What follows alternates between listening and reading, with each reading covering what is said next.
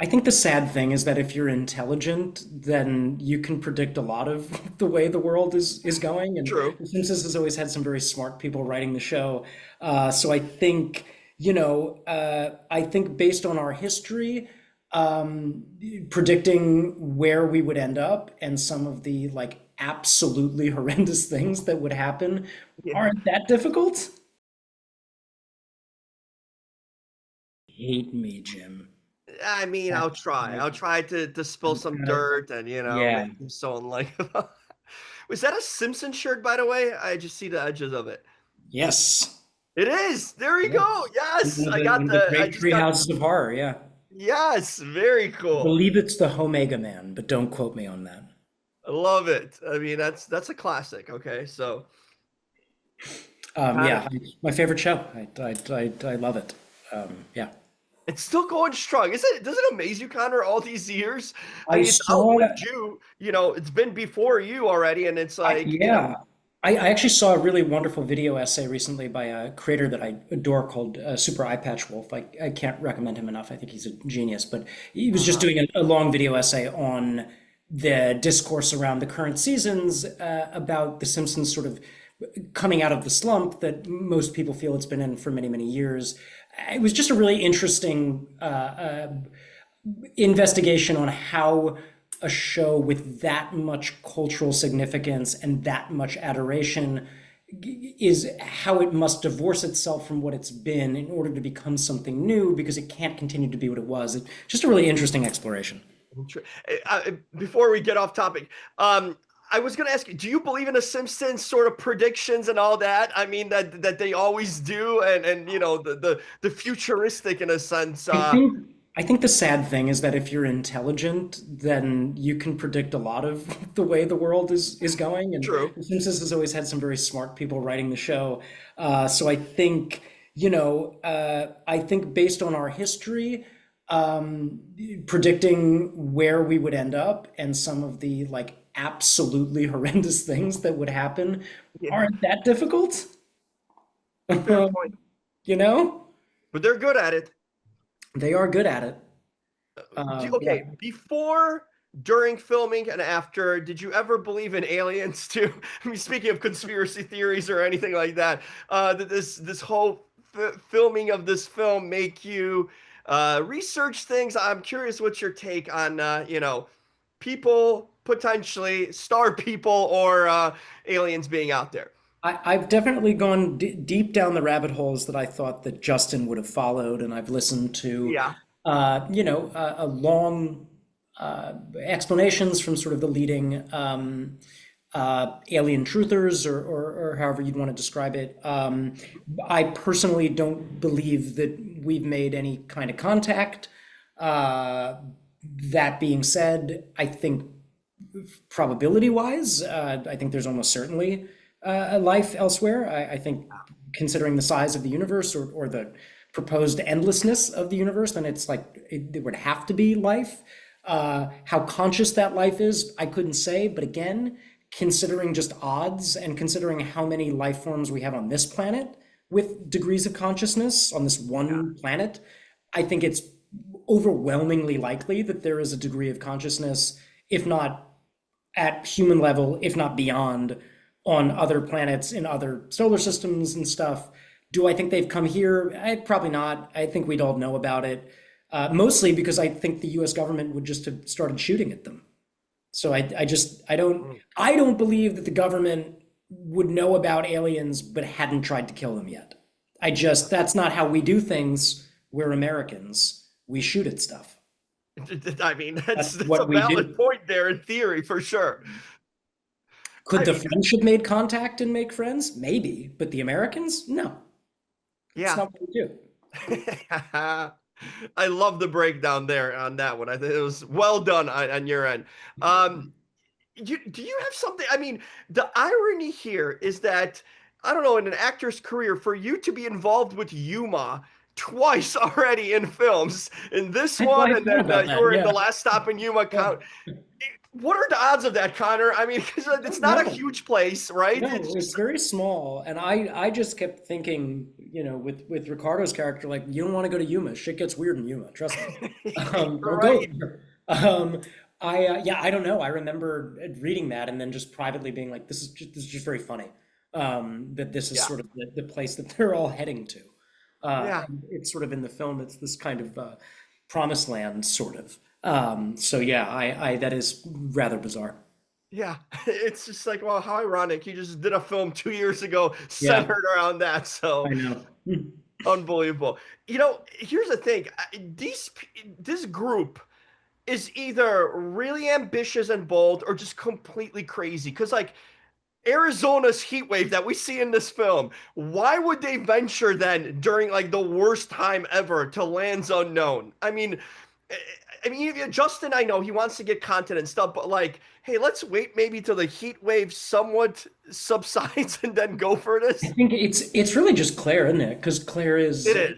Claire is a true believer, and Claire's identity and search for self is so deeply wrapped up in the answer to these questions, or at the very least, just proving to other people that she is not wrong or crazy or delusional, that she is willing to risk death, as we learn, sort of like daily, because she does this by herself all the Yeah. time, and with the Yeah. condition that she has, and she really is risking her health and safety quite often to do this. The other two, Taylor doesn't have a choice.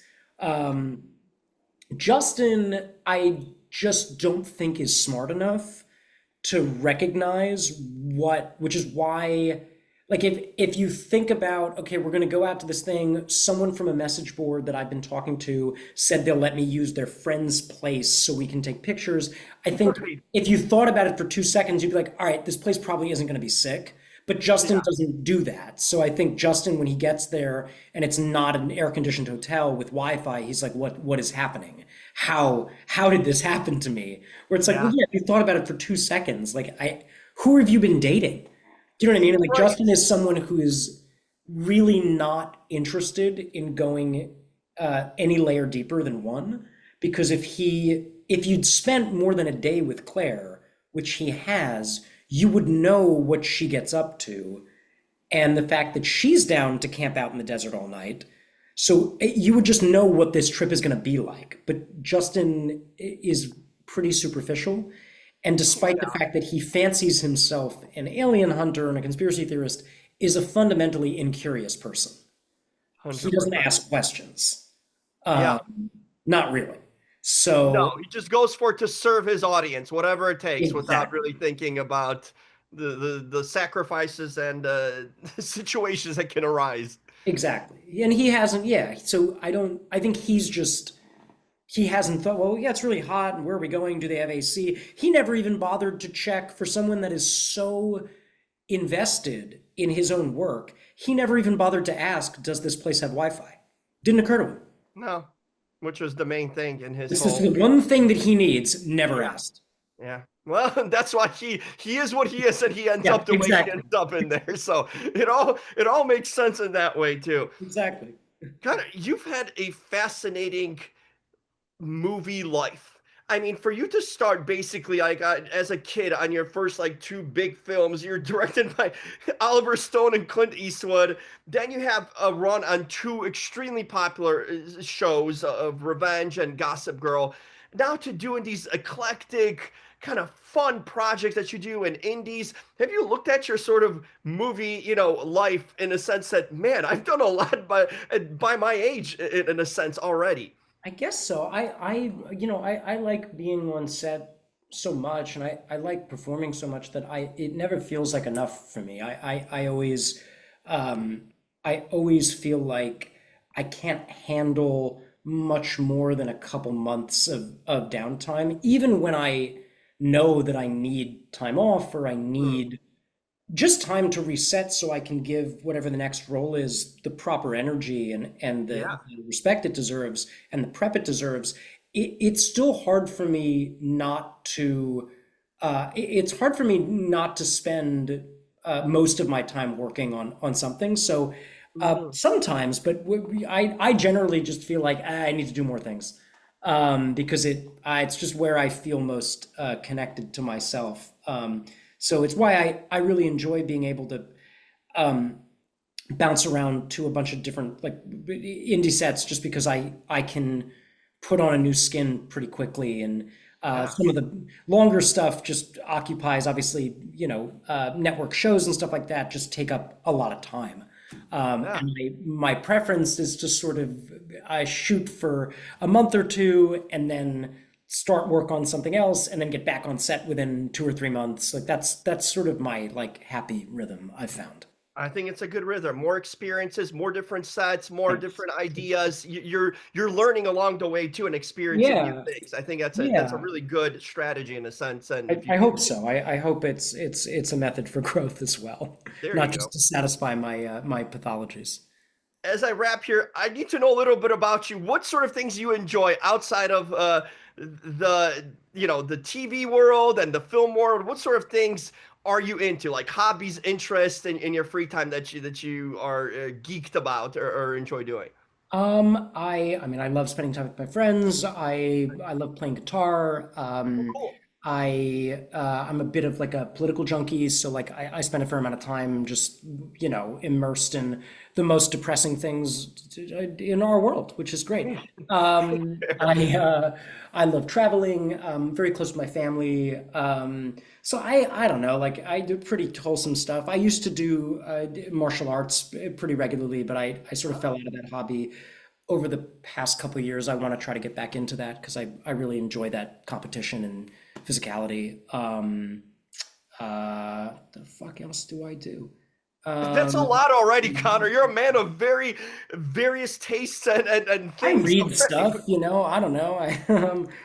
Yeah, I try. I get sort of focused on different things, and I try to like learn a fair amount about them. But yeah, I try to keep myself busy.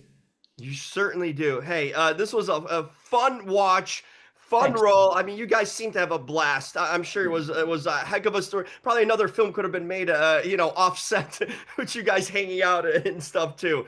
But this was good stuff. Been a fan of your work, and man, Thanks. good to connect with you. And finally, and looking forward to what's next. I appreciate that, Jim. Take care.